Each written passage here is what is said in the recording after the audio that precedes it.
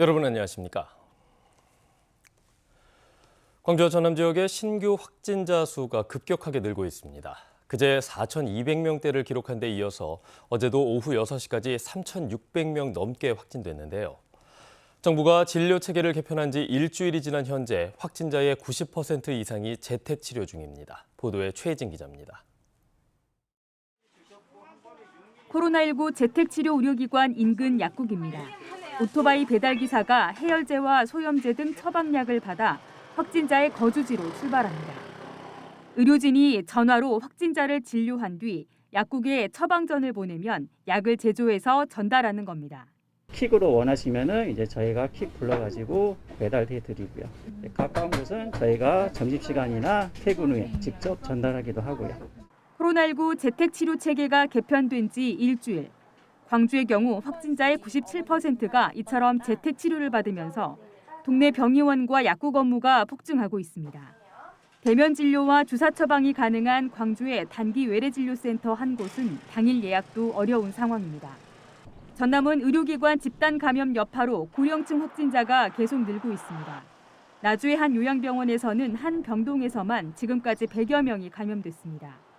순천의 한 병원과 목포 모 요양병원에서도 확진자가 수십 명씩 나오면서 60대 이상 확진율이 20%를 넘어섰습니다.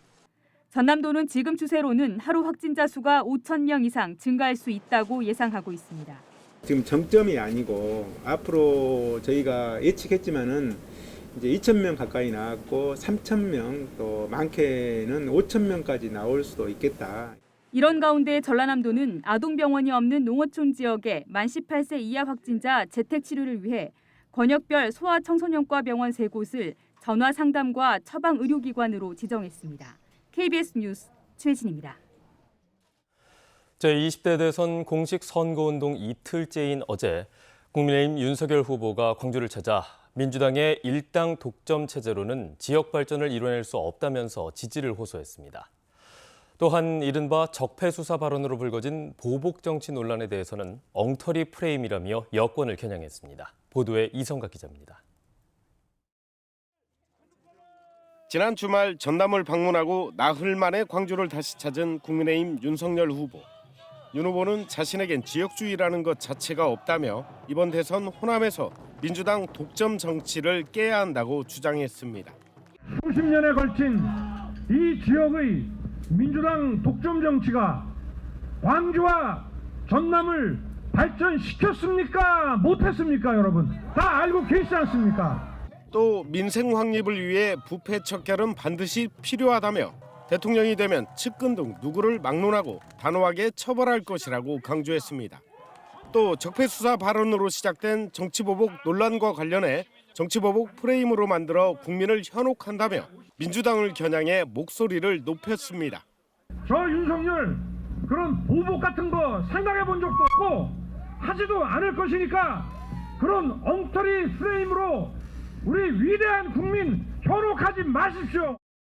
지역 정서를 감안한 듯 김대중 전 대통령을 위대한 지도자라고 치켜 세우기도 했습니다.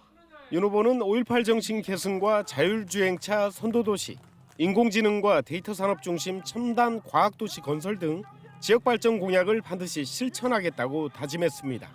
대한민국의 발전을 위해 광주와 호남의 발전 약속하고 책임지겠습니다, 여러분. 보수 불모지 호남에서 역대 대선 최다 득표를 노리는 국민의힘 윤석열 후보와 전통적 지지 기반을 재결집하려는 민주당 간 공방은 갈수록 치열해질 전망입니다. KBS 뉴스 이성각입니다. 한편 더불어민주당 광주시당은 국민의힘 윤석열 후보의 광주 유세와 관련해 정치 보복을 하지 않는다는 것은 도둑이 재발절여서 거짓말하는 것이라고 비판했습니다.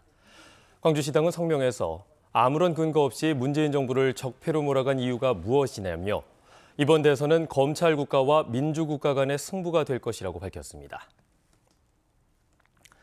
정의당 심상정 대선 후보가 어제 오전 목포 동부시장을 방문해 상인들을 만나고 목포 시민들의 지지를 호소했습니다.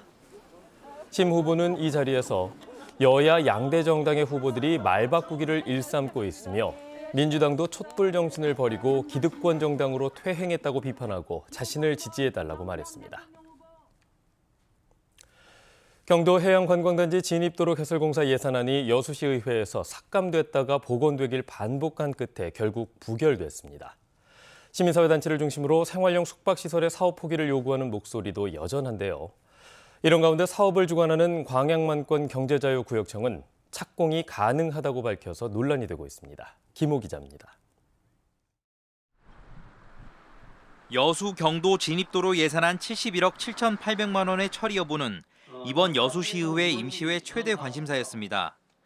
예산결산특별위원회는 상임위원회의 삭감 결정에도 예산안 처리를 요청했는데 국비와 도비 지원에 따른 여수시 부담금을 더 이상 늦출 수 없는 입장을 충분히 반영하면서 예결의 결정을 존중해 주셨으면 하는 바람입니다. 진입도로 예산안이 통과될 경우 경도의 대규모 생활형 숙박시설이 들어서는 것을 막을 수 없을 것이라는 우려의 목소리가 나왔습니다.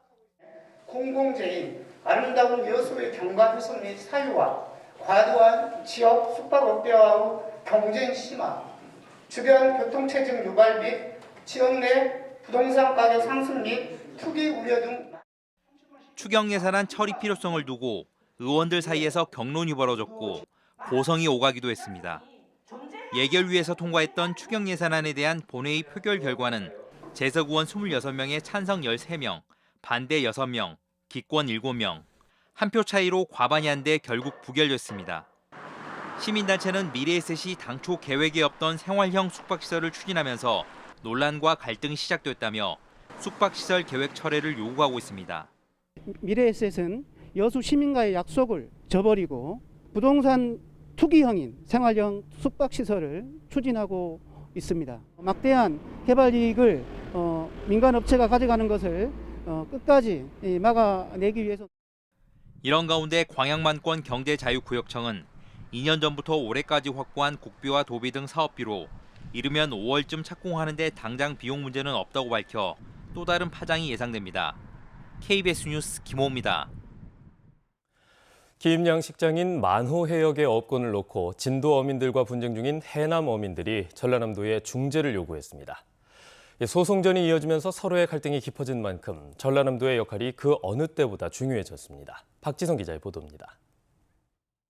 땀이 스며 있는 만호바다 업권을 보장하라! 해남 어민들이 삭발을 하며 전남도의 만호 해역 어업권 분쟁 해결을 촉구합니다. 어민들은 진도와의 수십 년 갈등이 대법원까지 갈 만큼 커졌는데 도가 중재에 나서지 않는다고 반발하고 있습니다. 행정적인 일을 아예 하나도 안 하고 있습니다. 중재 역할도 하나도 안 하고 법적으로 해결하게끔 그냥 뒷짐지고 쳐다만 보고 있는 그런 형태입니다. 지금. 진도와 해남 사이의 김양식장인 만호 해역 1,370헥타르에 대한 어업권 분쟁은 80년대부터 시작됐습니다. 이후 2011년 해남이 20년간 어업권을 행사하고 진도에는 같은 크기의 새 어장을 개발해주는 조건으로 일단락됐지만 해남의 어업권 행사 기간이 끝나면서 다시 갈등이 이어지고 있습니다. 해남 어민들은 당시 전남도가 진도의 새 어장을 허가하면서 어업권 분쟁 종식과 해남과 면허 연장 처분 협의 등의 조건을 단 만큼 중재에 책임이 있다는 입장입니다. 김영록 지사도 지난해 11월 도민과의 대화에서 중재를 약속하기도 했습니다. 이에 대해 전남도는 감정 대립이 첨예한 상황이라 서로 상생할 수 있는 방안을 고민 중이라고 밝혔습니다. 하지만 만호 해역의 어업권자로 지정돼 있는 진도군 수협은 법적 판단에 따르는 것이 원칙이라며 해남 측과의 대화는 어렵다고 선을 그었습니다. 다만 도가 중재안을 마련한다면 들어볼 생각은 있다고 덧붙였습니다. 결국 양측 모두 대화의 실마리는 전남도에 있다는 뜻을 밝힌 셈이라 빠르면 다음 달 말로 예상되는 대법원의 판단 전에 전남도가 중재와 화해를 이끌어낼 수 있을지 주목됩니다. KBS 뉴스 박지성입니다.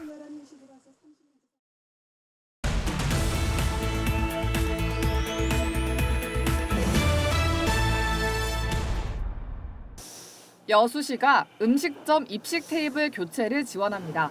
지원 대상은 현재 좌식 테이블을 사용하고 있는 음식점 22곳으로 200만 원 한도 내에서 입식 테이블 교체비의 절반이 지원됩니다. 고흥군이 저출산 극복을 위해 신생아용 체온계와 차량과 주택 등에 붙일 수 있는 아이 주의 스티커를 지급합니다. 고흥군은 또 육아용품을 살 수 있는 아이 한 명당 200만 원의 포인트도 국민행복카드로 지급합니다. 목포시가 어촌 뉴딜 300 사업의 일환으로 달리도와 외달도, 율도, 고화도 등의 관광 기반 시설을 확충했습니다. 목포시는 달리도항과 외달도항 등에 20억 원을 투입해 접안 시설과 무량장을 확장하고 율도의 경우 선착장과 방파제 설치 등을 추진 중입니다.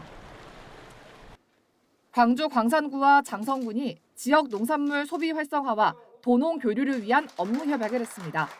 장성군과 광산군은 어제 장성군청에서 협약식을 갖고 학교 등 공공급식에 지역 농산물 공급을 연계하고 도농 교류 활성화를 위한 소비자 체험 교육을 확대하기로 했습니다.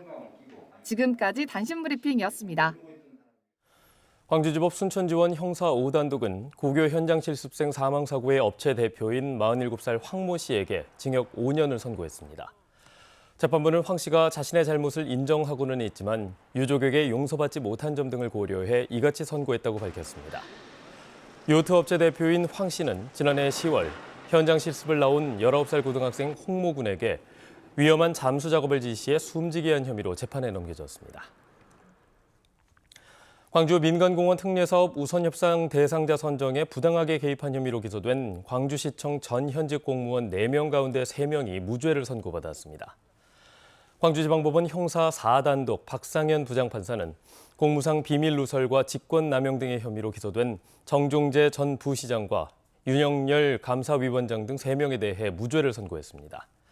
재판부는 이들이 특정 업체에 유리한 행정 행위를 할 만한 동기가 없었다며 이같이 판결했습니다.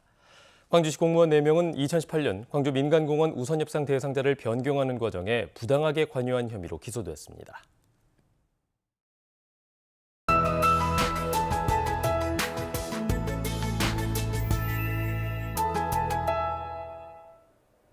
밤사이 눈이 더 내리면서 도로 곳곳이 얼어붙었습니다. 오늘 아침까지 광주와 전남 서부 지역을 중심으로는 1cm 안팎이 더 내리니까요. 오늘 아침 출근길에는 이동하실 때 조심하셔야겠습니다. 오늘 아침은 어제보다도 더 춥습니다. 이렇게 남색으로 표시된 곡성 등을 중심으로는 영하 11도를 밑돌고 있고요. 하늘색으로 표시된 대부분 지역은 영하 5도 아래로 뚝 떨어졌습니다. 오늘 아침 옷차림 따뜻하게 하셔야겠습니다. 여수와 목포 등 해안 지역을 중심으로는 강풍주의보가 발효 중입니다. 바람이 불어서 체감온도는 더 낮고요. 동부 지역은 날이 건조한 만큼 불씨 관리 철저히 하셔야겠습니다. 다음은 자세한 지역별 날씨입니다. 오늘 낮 기온은 어제와 비슷하거나 1, 2도가량 높겠지만 광주가 2도, 영광이 영하 1도로 평년 기온보다 5에서 8도가량 낮아 춥겠습니다. 곡성의 낮 최고 기온 2도, 여수는 3도에 머물겠습니다. 목포와 무안의 한낮 기온은 영하 1도로 낮 동안에도 영하권에 머물겠고요. 바람 때문에 체감온도는 더 낮겠습니다. 신안을 비롯한 그 외 도서 지역은 0에서 1도가 예상됩니다. 남해서부 앞바다를 제외한 대부분 해상에는 풍랑주의보가 발효 중인데요. 오늘까지 바람이 강하게 불고 물결이 최고 3.5m로 높게 일겠습니다. 내일 낮부터는 추위가 다소 누그러지겠고요. 토요일 새벽부터 낮 사이에 눈이나 비가 내리겠습니다. 날씨였습니다. 뉴스를 마칩니다. 여러분 고맙습니다.